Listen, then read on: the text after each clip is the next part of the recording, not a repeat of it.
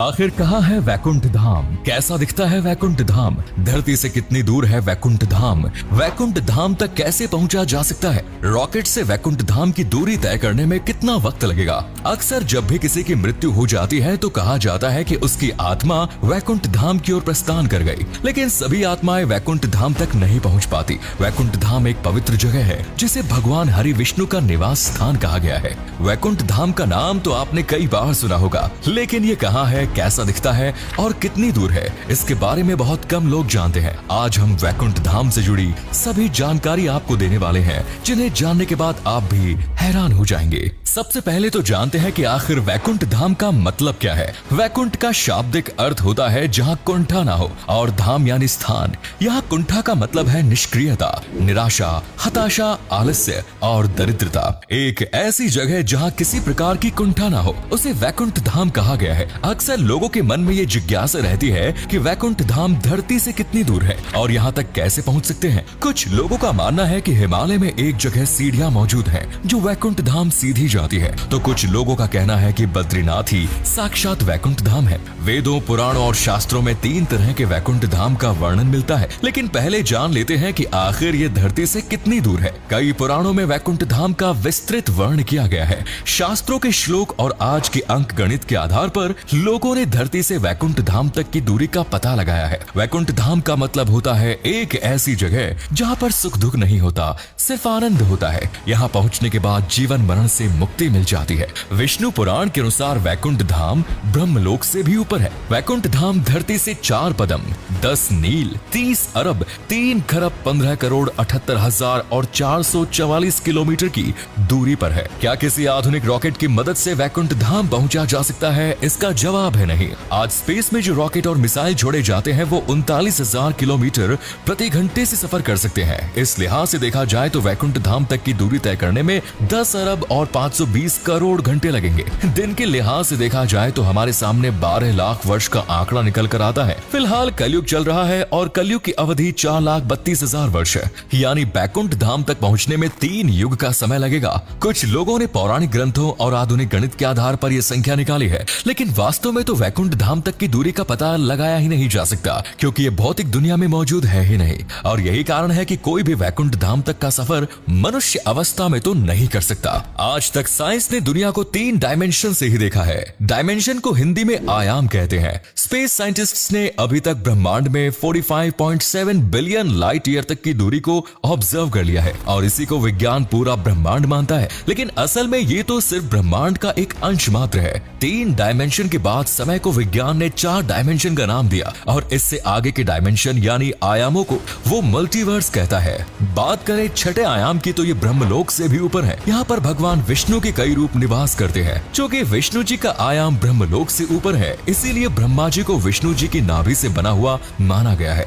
इसके ऊपर 7वें आयाम में ब्रह्म ज्योति समाहित है। ये वो जगह है जिसे ऋषि मुनि अपने ज्ञान से जान सकते हैं। इसके ऊपर मोक्ष के द्वार है जिसे आकाशीय त्रिकोण भी कहा गया है। जो आत्मा यहाँ तक पहुँच जाती है उसे तीनों लोक का सर्व ज्ञान हो जाता है। सबसे ऊपर कैलाश है जहाँ स्वयं भगवान शिव विराजमान है और इस आयाम के ऊपर 9वां आयाम है जिसे वैकुंठ कहते हैं। पूर्व नारायण यानी भगवान हरि विष्णु इसी स्थान पर विराजमान है। यहीं पहुंचने पर लोगों को मोक्ष होता है, लेकिन यहाँ तक पहुंचना इतना आसान नहीं। जब इंसान की मृत्यु हो जाती है और वैकुंठ के लिए प्रस्थान करता है तो रास्ते में समय के देवता, प्रहर के देवता, दिन के देवता, रात के देवता, ग्रहों के देवता, नक्षत्रों के देवता, माह के देवता, मौसम के देवता, उत्तरायण के देवता, दक्षिणायन के देवता आत्मा को अलग अलग योनियों में धकेलने की कोशिश करते हैं। ऐसा कहा जाता है कि 33 कोटि देवी देवता आत्मा को वैकुंठ धाम जाने से रोकते हैं, लेकिन जिस आत्मा ने कभी कोई गलत काम नहीं किया और सर्व ज्ञान की प्राप्ति कर ली, वो भगवान विष्णु के वैकुंठ धाम तक पहुंचने में जरूर कामयाब हो जाते हैं। ये तो हुई 9 आयामों की बात। इसके ऊपर एक 10वें आयाम का जिक्र भी होता है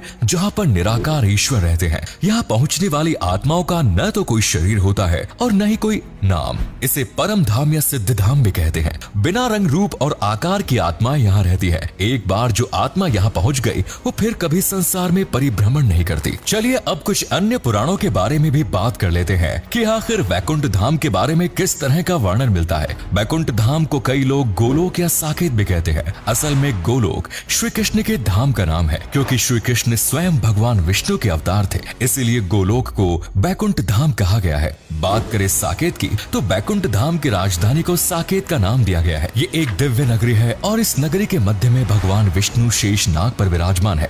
भगवान विष्णु के साथ उनकी पत्नियां भी वैकुंठ धाम में रहती हैं। वैकुंठ धाम से पहले एक नदी बहती है जिसका नाम विरजा नदी है। वैकुंठ धाम पहुंचने वाली आत्मा इस नदी में स्नान करने के बाद यहाँ प्रवेश करती है और वे चतुर्भुज आकार में ही यहाँ प्रवेश करती है। वैकुंठ धाम की देखरेख के लिए 96 करोड़ पार्षद हर वक्त तैनात रहते हैं। शास्त्रों में 3 तरह के वैकुंठ धाम का वर्णन मिलता है। आपको इन 3 वैकुंठ धाम के बारे में भी बता देते हैं। पहला वैकुंठ धाम धरती पर बताया गया है। ऐसा कहा गया है कि धरती के चारों धाम में भगवान विष्णु का निवास है। बद्रीनाथ को सतयुग में भगवान हरि विष्णु ने बसाया था। ये जगह नर और नारायण पर्वत श्रृंखला के बीच में है, जिसके साइड से अलकनंदा नदी बहती है। बद्री नारायण भगवान के 5 स्वरूप की पूजा यहाँ की जाती है, जिसे पंच बद्री भी कहते हैं। रामेश्वरम को श्री राम ने त्रेता युग में बसाया था, तो वहीं द्वारका नगरी की स्थापना श्री कृष्ण ने द्वापर युग में की थी। जगन्नाथपुरी को कलयुग में बसाया गया है। इन चारों जगहों पर भगवान विष्णु का निवास बताया गया है। दूसरा वैकुंठ धाम ब्रह्मांड के बाहर और तीनों लोकों से ऊपर है, जिसके बारे में कुछ देर पहले ही हमने काफी विस्तार से जाना।